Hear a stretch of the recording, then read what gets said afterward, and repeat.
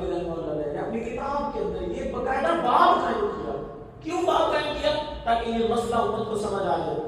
العلم قبل القول والعمل. کوئی بھی بات کہنے سے اور کوئی بھی کام کرنے سے پہلے علم ہونا ضروری ہے. کوئی بھی کام کہنے سے اگر آپ کو علم نہ ہوا اور آپ نے بات کہہ دی، یقین کریں یہ جہالت آپ کو اللہ سے بچا نہیں سکے، جہنم کا بالغ بنا دے.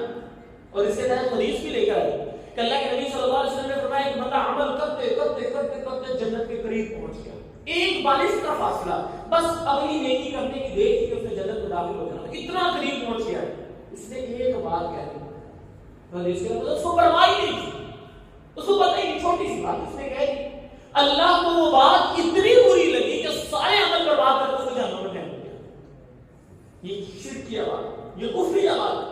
معلوم ہوا جہالت اللہ کے سامنے عذر نہیں بن سکتا. اسی لیے العلم قبل القول والعمل، تمہارے ہر عمل سے پہلے، تمہارے ہر قول سے پہلے تمہیں علم ہونا ضروری ہے. نہیں علم خاموش رہو، نہیں علم نہ عمل کرو. جب علم آ جائے گا تو اسی طرح عمل کرنا.